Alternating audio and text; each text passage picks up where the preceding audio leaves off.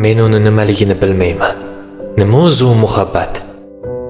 Muhabbat nima o'zi? Bu atirgul butalari orasidan esib o'tgan shabbodaning mayin nafasi. Yo'q, bu qonga qirmizi rang baxsh etuvchi jo'shqin alanga. Muhabbat bu jahannam musiqasi.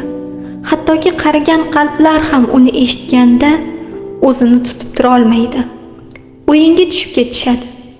U dastorgulga o'xshaydi.